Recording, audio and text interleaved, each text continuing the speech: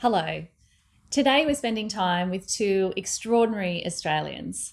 They have dedicated their lives to making a difference, to serving and caring. And as part of National Palliative Care Week, they've been kind enough to let us into their home and their hearts. I'm Di Darmody, and over the next hour or so, you'll be privy to a very special conversation about issues that may mean more to us now than ever. Comfort, compassion, and connection, and how important they are in end-of-life care. To share their very personal experiences, I'm absolutely thrilled to introduce our honoured joint patrons for Palliative Care Australia. His Excellency General, the Honourable David Hurley, AC, DSC retired, Governor-General of the Commonwealth of Australia, and Her Excellency, Mrs. Linda Hurley. Good morning to both of you. Hi, good morning. Good morning. Yeah, delighted to be with you this morning and with all the viewers and listeners. Thank you. Well, thank you for letting us into your home and for having this conversation with us. Before we talk about comfort, compassion and connection in relation to palliative care, I was hoping I might be able to get you to talk about those words from a personal perspective, because it seems to me that the way that you have chosen to live your life very much embodies those three words. And looking at your careers and the community work you do, I'm really struck by the idea of service. And Governor General, I was wondering if you might be able to take us back. Where did being of service first come from for you? Was that part of your upbringing in Port Kembla? Di, thank you. I think it's a part of a journey, and as you grow and mature and understand what your strengths and weaknesses are as a person and how you can contribute, you begin to design your life in a sense. So it wasn't something I thought about early, and frankly it wasn't a strong theme in my family, unlike Linda's, who came from a family which was deeply into scouting and service to community through scouts, and Linda can talk about her background there. But mine, I think, became later in life as you reach sort of higher levels and you're looking around about how do you contribute. And again, in my life, frankly, out of the blue, twice I've been asked to make further contributions. So military service, yes, has a nature of service about it because it's to the nation. And then being asked to be both the Governor of New South Wales and the Governor-General of the Commonwealth, both give you opportunities to say, well, what does that really mean to me? And how am I going to craft my approach to that with Linda? And how do you engage the Australian population? And given that these positions are not policy positions and they're apolitical, how do you best use the influence they have with them for the betterment of Australia and Australian communities? So that's sort of evolved with me over the last 10, 15 years. So, Mrs. Hurley, it sounds as though it was a different story for you growing up, that service and community was a big part. Can you tell us more? Yes, yeah. Well, my father was in the Scout Association for as long as I can remember. I think he started as a cub, and then he ended up many years later being a commissioner and in the St George area. And my mother, she spent a lot of time alone with Dad away training leaders to be Scout leaders, and so Mum ended up joining the Ladies Auxiliary, which was connected to the area Scout group. So she was part of that. But before that, my mother she did Meals on Wheels for many, many years. She worked at the Presbyterian Church op shop, and she was probably there for at least 40 years. A lot of our things went to the op shop. So I think I learnt about being a volunteer and doing things to help other people at an early age. I remember when I was in grade 3, I was a Junior Red Cross member, and I wanted to raise some money for the Junior Red Cross. So we had a little fete, I guess it was, in our back garden. And I'm sure it was my mother who did most of the work, but I got the credit. And I think we raised £10 from that. And then we had another occasion where we had a bring and buy night, and I think we raised, I don't know, maybe £5. So from an early age, I learnt from my mother to do those kind of things, to help other people, and I loved it. And I loved my mother, and she was an amazing woman as a volunteer, and she used to make wedding cakes and she used to make floral bouquets. So I learnt quite a lot of little skills from the things that she did. And you both chose service-orientated careers, the Army and teaching. Governor General, why the Army? Well, I hate to disappoint anyone who's watching or all our viewers, because I didn't join as a great act of patriotism. Growing up in Port Kembla, I didn't come from a family that was very well off, and I did my sums when I was leaving high school and realised I didn't think I could put myself through university. I wanted to be an archaeologist at Sydney Uni, and I had been a school cadet. I'd had a scholarship from Duntroon to go through my final 2 years of high school, so I decided I'd join the Army to get a degree essentially, and thinking that if I didn't like it, I could get out after a while. 42 years later, I found the form that you have to sign to allow you to get out, so I obviously liked it. But that was why. But but I was a young boy. I was sort of 18, and maybe you don't think about these broader concepts at that age. But as I grew into it and I understood the importance of both the Army initially, the Defence Force, and service to the nation, you can become wedded to those as ideals in your life, and you can see that they contribute to a broader good for the community, and it's good to be part of that. And why the vocation of teaching for you, Mrs. Hurley? Well, I don't think I ever thought of being anything else but a teacher. I used to play schools in our little cubby house with the girl next door and my cousin, and I didn't ever think about being anything else. And when I finished high school, I wanted to go to the country. I was the fourth child in the family, and I wanted some adventure. So I chose to go to a country college, and I went to Wagga, and adventure I had. And for the first year I lived in college, and I became very good friends with 3 other girls. And then we shared a house for 2 years in Wagga Wagga, and we're still friends today. And I love teaching. It was a great job, and I learnt so much about the country. And then when David became the governor of New South Wales, it was wonderful because I'd seen a lot of that country, because the girls that I lived with are all country girls. I was the only city girl, so I really got to know more about country life during those 3 years at Riverina College. And I'm still friends with those 3 women, and we have a reunion every year. With no husbands, just us. But and Di, don't ask any questions about what happened during those 3 years. What happened in Wagga stays in Wagga. Okay. I think that's fair enough too. So you both had successful respective careers, and as you've mentioned, 2 very high-profile service roles. And I wonder if you reflect back on this path of service that you have been on, whether you meant to or not, what has it given back to you, Governor General? Well, I've said on countless occasions when I was in the military, there is no greater privilege than to be able to command Australian men and women in uniform, working for the benefit and the good of their country and other people around the globe. So I think there's that real sense of pride you get with helping young people grow and serve their nation and fulfil their dreams. And that's an important part of the leadership role in service.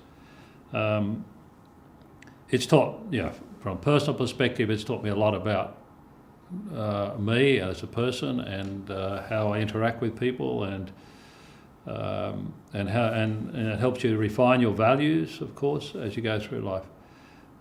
In relation to Australia, I'm a very proud Australian. I see nothing wrong with patriotism that is in its right place. You don't defend what is wrong in your country, but you can be proud of it. and you try to change it for the better.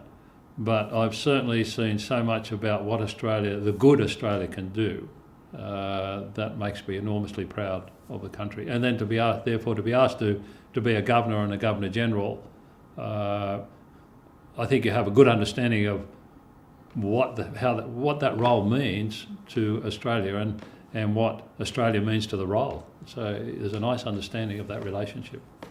Mrs. Hurley, do you have any sense of what service and the things that you've done have given back to your life? Yes, I think, well, our married life when David was in the Defence Force was, I learnt very early on that he was the bread maker and I had to be the homemaker.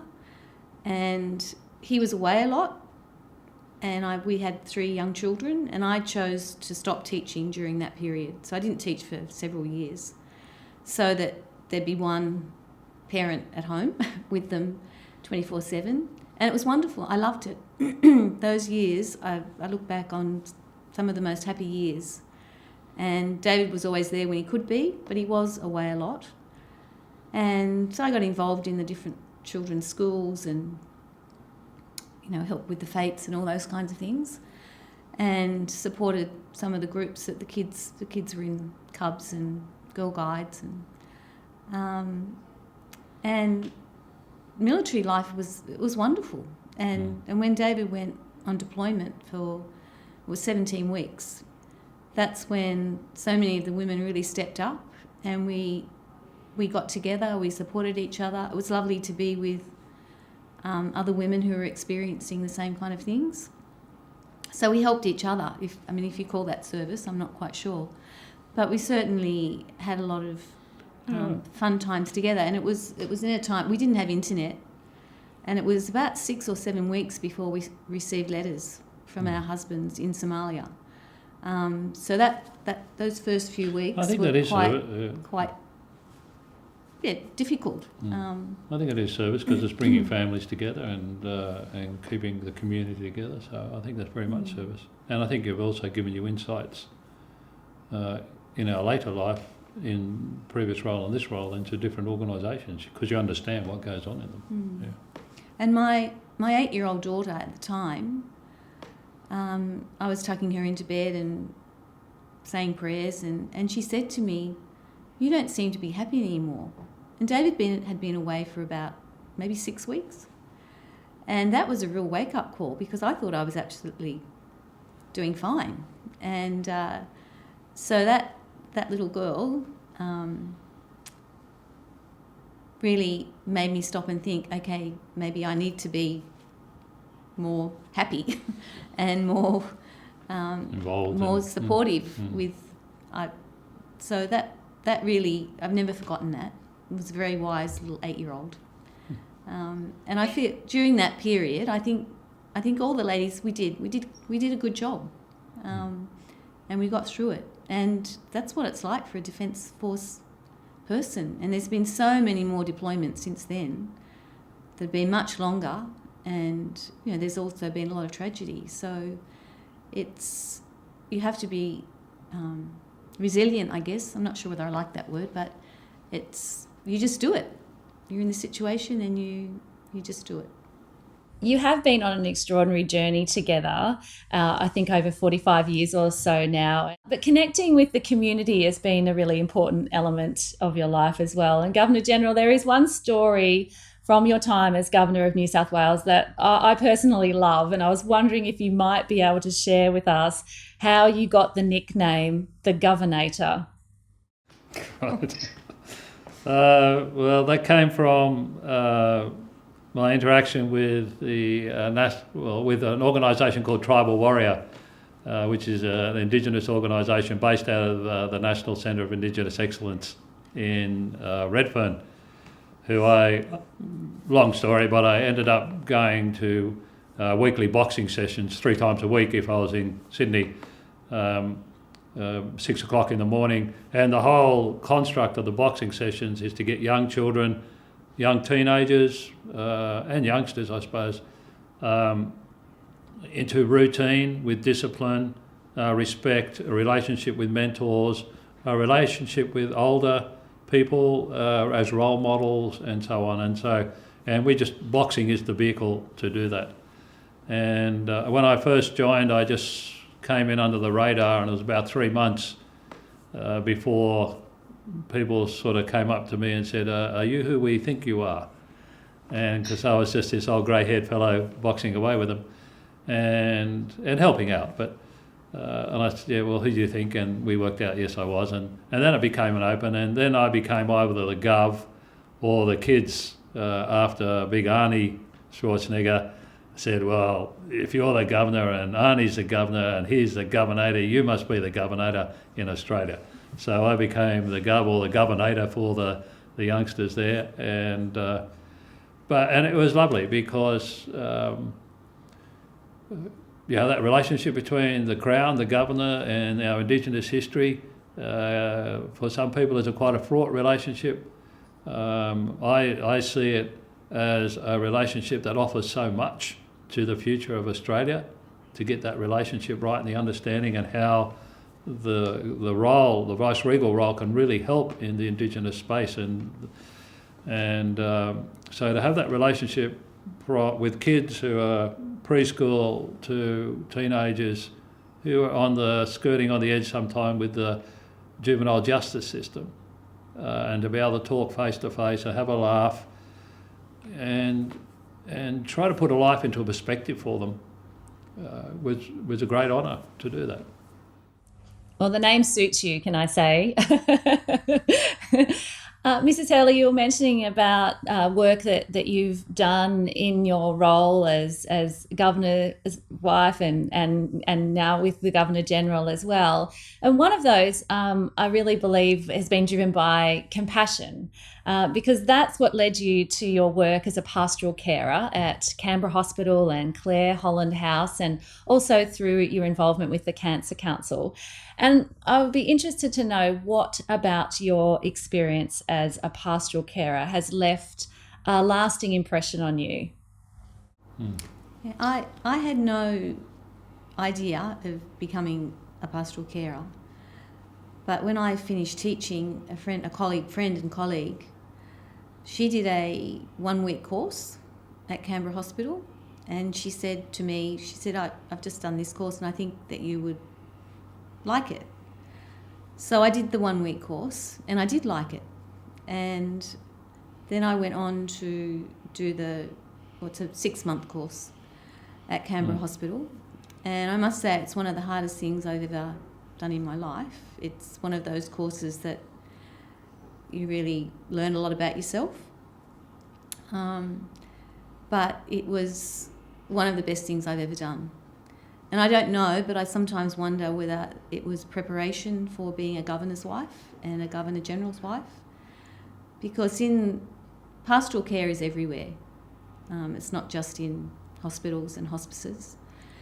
But doing the work, it really did, it changed my life. And I met the very first, when you're doing the course, you kind of let loose in the hospital to visit patients.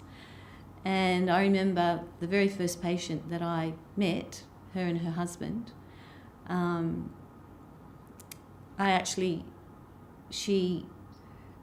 remember standing at the door being so nervous, thinking, what am I going to say to these people? And pastoral care is actually not about talking, it's about listening. And this lady came to hospital several times, and then at the end of her life, she was at Clare Holland House. And I was still training, and the lady who was in charge of the pastoral care course, actually, when she moved to the hospice, she actually let me move with her. And so I was actually with her the day that she passed away. I wasn't there when she actually passed away, but I was there in the morning with her family, and I got to know her family. And I will never, ever forget her. And she taught me so much. And her family let me know that she'd passed away, and then that's it. You don't become their friend. You're just there to help them during that time, but you get to know the families as well. So I sometimes wonder whether there's pastoral care everywhere, and I wonder whether I was meant to do that pastoral care course, because I think it's helped me with relating to people in New South Wales and now in Australia, because in roles like this, it's not about us. It's our job to make all the people we meet feel special and to hear their stories, if they want to share their stories. And a lot of people do like sharing their stories, and I just love hearing them. There's just so many amazing people out there doing amazing things. So doing the pastoral care has helped me, I think, be a better governor's wife than perhaps I may have been, and a Governor-General's wife. I think that point about listening, Di, is very important, because if you go back to both our earlier lives, and particularly in the military, and when I talk about leadership to young people, when people say, what are the main lessons you learn? And one of the simplest one is to listen. And our job in these vice-regal roles in particular is to listen to what people are saying, because that time we have with a person is an absolutely important time. And I don't say this in an egotistical way, but when people meet the Governor-General, for some people that's a very special occasion in their life. Not David Hurley, but the Governor-General or the Governor-General's wife. And if you can't devote, concentrate on that person, listen to them, so when they go away and saying, well, that they were interested in us, then you're not doing your job. It's really about those individual, and you might meet 300 people in a day, but it's 300 individual conversations. And I think pastoral care for Linda certainly really made that, so very much aware of that, and I came up through a different route to the same conclusion. And you can't tune out. If someone's telling you a story and you zone out, and lose the track of what they're talking about, that's the worst thing that could happen to you. And I've just met so many people, and some of them I know their names, some of them I don't, who have just touched my life. The stories they have. Yeah, it's amazing how much confidence and respect people have in the appointment of Governor-General or Governor, that out of the blue they'll just open up to you. And sometimes it's quite not shocking what they tell you, but you're taken aback that someone would be so intimate about their lives with you because of that relationship and the respect they have with the position. So there's a lot to be careful about in the way you manage the position because of that, because you need to be very respectful of those conversations you're having with people. I think that you both have, a genuine nature about you as well, though, that you're able to encourage people to tell you stories too. Mrs. Hurley, given your experience, could you give us some insight into what you think makes good palliative care then?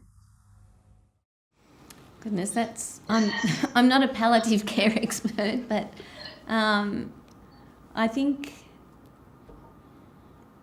there's the pastoral side, obviously, and the spiritual side, and some people want that, some people don't. So there's that part to look after. There's also looking after the family and friends, the loved ones who are watching. You're there to kind of, I don't know whether support's the word, but you're there if they need someone else to talk to. And then on the medical side, it's like the nurses that I've seen in operation and the doctors, they are just keeping the patient aware of what's happening, keeping the families aware of what's happening. They're just so supportive at that end of life time where everyone is emotional. Like I watched my mother die, and that was before I was a pastoral carer. And the care that she received, and giving information to the family so they know what's happening. And it's a team. It's a team effort. Everybody doing their part. to make the patient comfortable and the family comfortable as well, because it's a really tough stage of life, and it's really hard to see someone that you love, and you know that they're going to leave you soon. So the experiences I've had is just the people who do this work are passionate about it, they love it, and they want it to be the best it can be, and they all work as a team. All those people get together and working for the best, welfare of their patient and their families. The theme for National Palliative Care Week for 2020 is Palliative Care, It's More Than You Think, and it's an opportunity to engage the community in important conversations and also showcase that palliative care is about more than pain relief in the last days of your life. And given that it's more about helping people live as well as they can for as long as they can, Governor General, I'm interested in how important you think it is for palliative care to also support people's physical, emotional, cultural and spiritual needs. Well, I thank you. I would just build on what Linda was saying there, because there are so many streams to palliative care. There's so many aspects to it, and it's very much a holistic approach to ensuring that, and I think this is right, that the person who the care is being provided to, it's centred on them, and to meet their needs, but in doing that, meeting the needs of all those who are involved in that final journey. And communication, absolutely critical. Understanding cultural backgrounds, absolutely critical. And I think we're much more aware of that these days than we might have been in the past. For many people, this will be particularly youngsters, it's their first exposure to someone dying. And so to have someone there who has experienced this part of life before and watched it and been part of it, and be able to help people along, because you can understand what their questions might be, or you can anticipate and support, or when they're reaching out for answers on something, you can at least provide a sounding board to help them move along. So it's having watched my own mother die, and my family were with us then, Linda's mum and others, drawing everything to that point. They all come around, everything comes to that point, and that point in time, and what we want that to be is a journey that everyone then steps back from and says, we were privileged to be part of that journey. And I think that's what the outcome you would like to be able to say.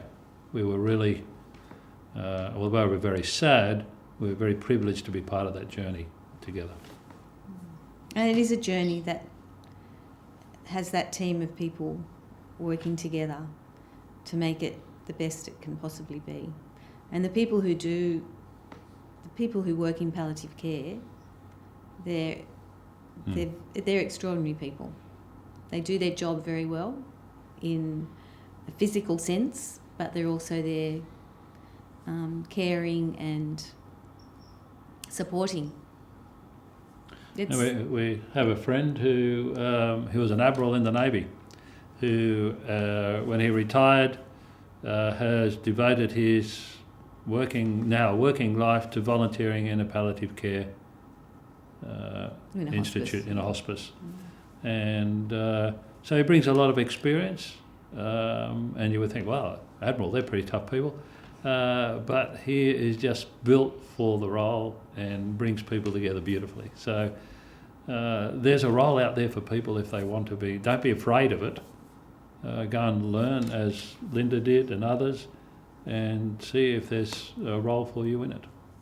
Would you support that, Mrs. Hurley? You said that you hadn't planned to be a pastoral carer, and doing the course, you didn't really know what to expect. Would you encourage others? What would you say to them about being involved in palliative care?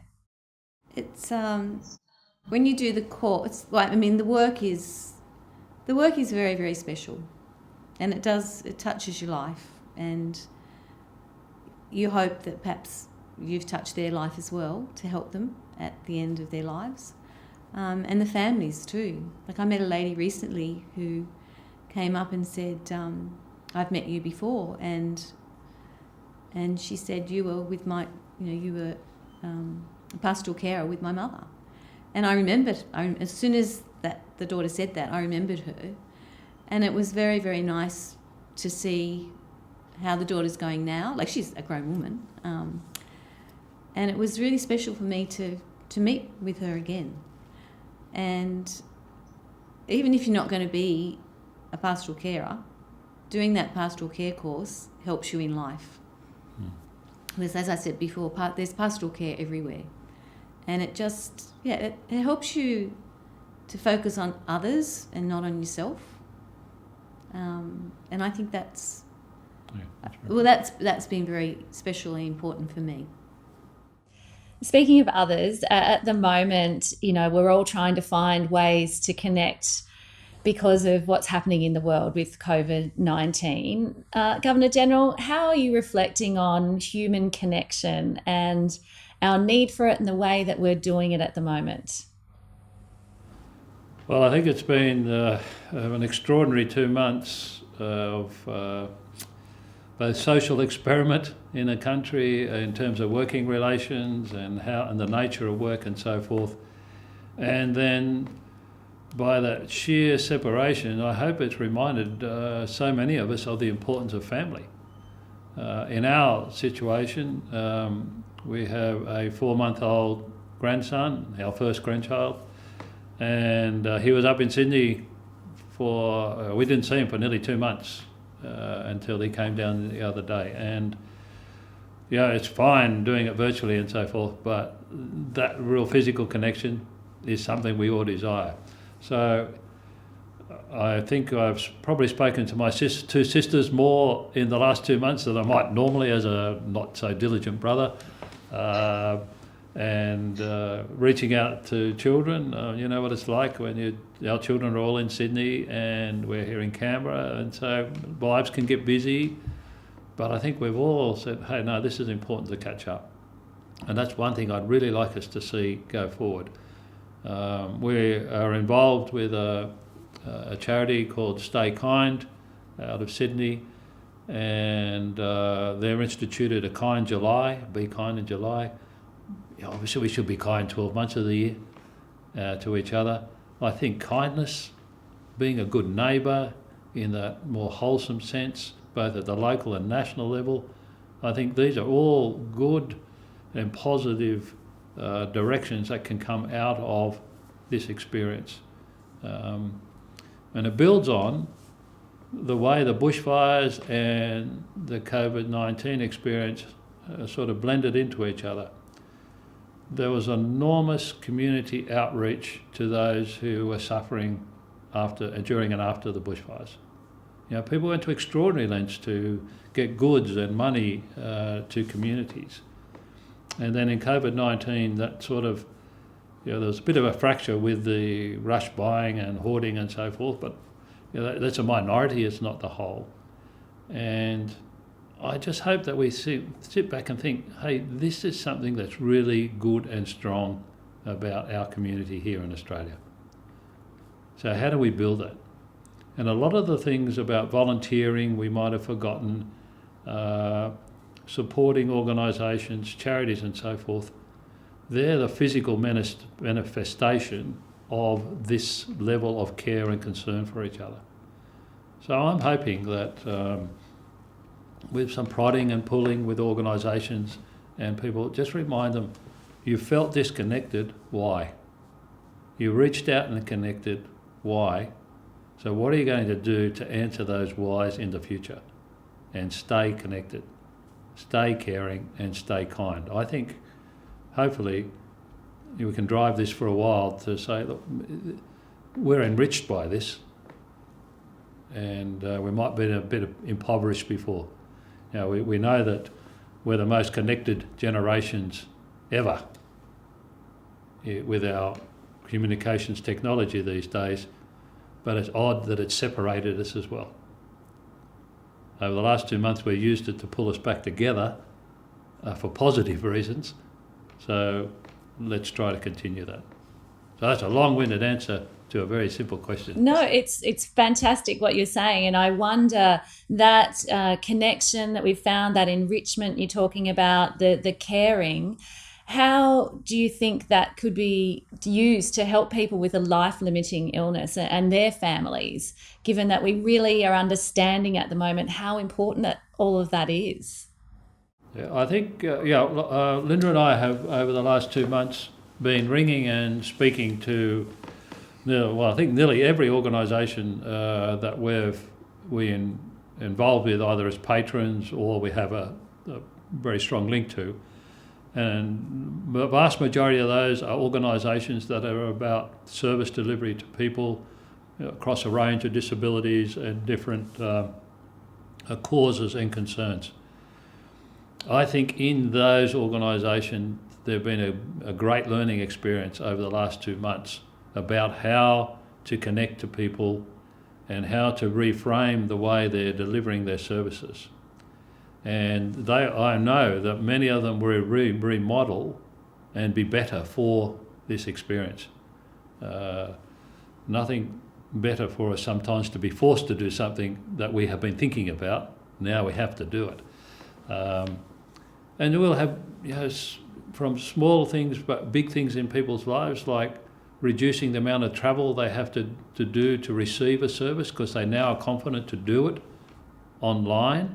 And so, if I have to get on public service and I have a public transport, I have a disability, or I need a particular service to get me somewhere, if I can do some of that now or more of it online and then really get value out of the effort I have to put in to travel somewhere, that changes the quality of my life and improves the relationships in the organisation. So I think there's a lot in there to be pulled out that we can then put into the way we do business into the future. And it would be very sad if we let some of these learnings disappear and not grab hold of them and make the changes.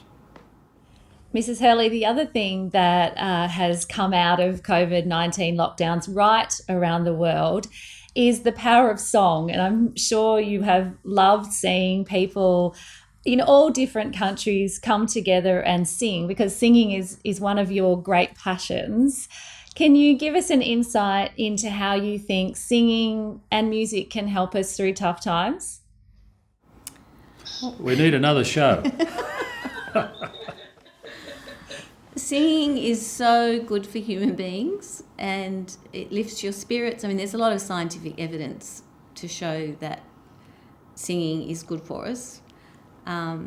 If you're having a bad day and you stop and sing a song, it's amazing how much better you feel.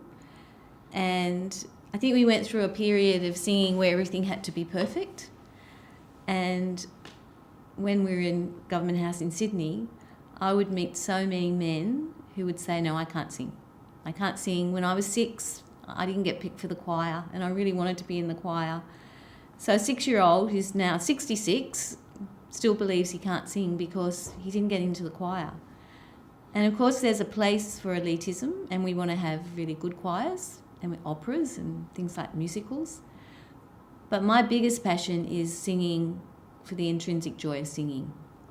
And it's like, I've said this many times, it's like tennis. You can have a hit and a giggle, or you can go and play at Wimbledon. And I guess I'm more the hit and the giggle area. And it's like anything. The more you do it, the better you are. And sometimes you have to make people do things to appreciate how good it is for them. And I believe singing is the best medicine ever. And the more you sing, the better you get. So it's just amazing. It's fantastic that there's so much singing happening around the world. You know, people getting out on their balconies and singing, you know, the whole street kind of singing. I just think it's marvellous. And the more singing we can have, the better, because it really is a great thing to do. And we often sing at a reception at the end of the speeches, and I'll come along and say, we're going to sing a song now, and thank you for what you've done. And you bring sunshine into people's lives, and this is our way of saying thank you, but you actually have to sing your own thank you song. So we just sing the choruses of You Are My Sunshine, and we do it 3 times. The first time it's all a bit, oh my goodness, this is scary. Then the second time I actually say to people, sing it to someone, so just look them in the eye and sing it to them. And that seems to work. And then by the third time, we just do the third time because we can. And by then they're also confident and happy. And I said, that was a surprise. That was a bit scary, but I feel really good. So there's probably some people in the room who are too polite to say they didn't like it, but the majority seem happy. There are many people who, if we don't sing, say, why aren't we allowed to sing?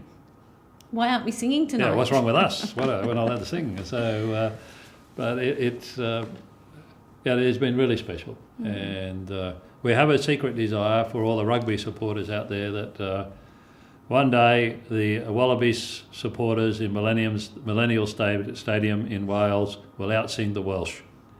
So that's our objective here. And that's his objective. get behind us. We want Australia to return to being, in our Indigenous culture, we have a culture of singing. If you look at the British cultures that came across here, the Irish, the Welsh, the Scottish and the English, they're all singing nations. So if we melt that all together, why are we silent? Because why are we silent? And so all these pub choirs that are happening now, and we see them virtually, but in a physical sense, perhaps later on, again, I think these are all manifestations of people who want to be able to sing without being judged, just for the fun of doing it. And that's what Linda's really about. And the pub choir, at the moment it's the couch choir, and we've had quite a few Zoom sessions with choirs, and it's just great. It's, even though we're all in our own houses, it's when we all come together, it's good fun. It's a very good thing to do. I should make you sing a song. The Governor-General was looking nervous earlier. I'm pretty sure he's been forced to sing at times. And I love this idea that, we've stopped singing because we were told we weren't very good, and that how it can make us feel. And I do wonder, Mrs. Hurley, have you come across music and singing in your pastoral care work or within palliative care and seen it be an important part for people at the end of their lives?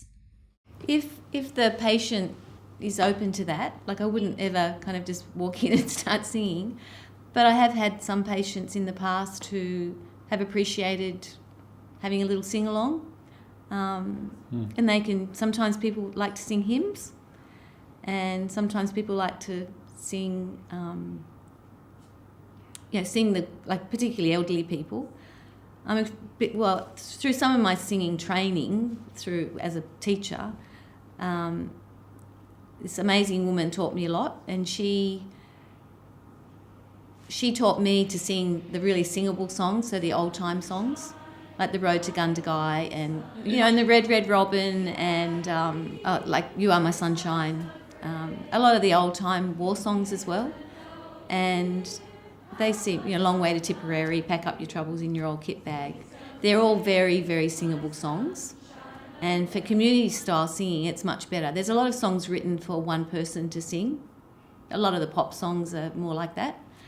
But with these old-time songs, particularly elderly patients know them.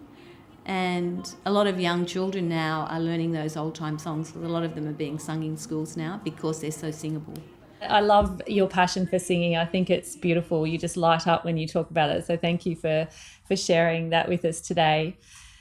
As we end this conversation, I would like to ask you both if you could tell me how important you believe these words we've been talking about today, comfort, compassion and connection, are in end-of-life care.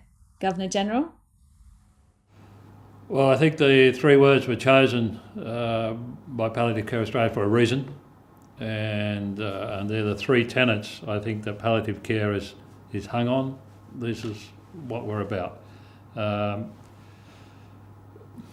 that compassion, you need an enormously big heart to bring people in to this part of other people's lives. And I think you've got to be really open and receptive to them, non-judgmental, and saying this is an environment we want to create for you. And that comes from giving from yourself, compassion, being compassionate. I think the other two just fit in neatly into that and create that environment where people sense that what can be a fearful period in their life because they're experiencing it alongside the person in care and for the person in care. We want to take that away.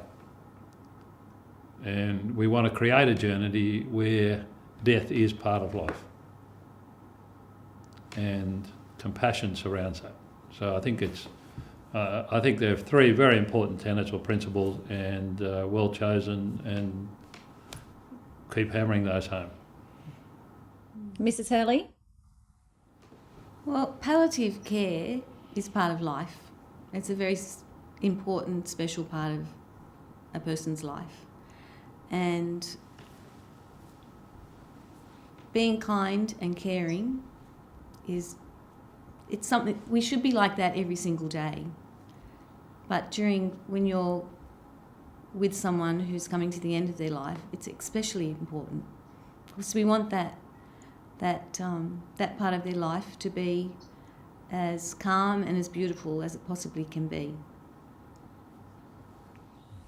It's been an absolute delight to speak to you both today. Thank you so much for allowing us into your home and for being so open with your experiences and your lives. I know you question why you are Governor General and Mrs. Hurley, but I'm sure everyone watching today couldn't agree that we couldn't have a better couple of people in that role. Thank you for what you do and the passion that you bring and the energy and the love for Australia and for the job. Thanks so much.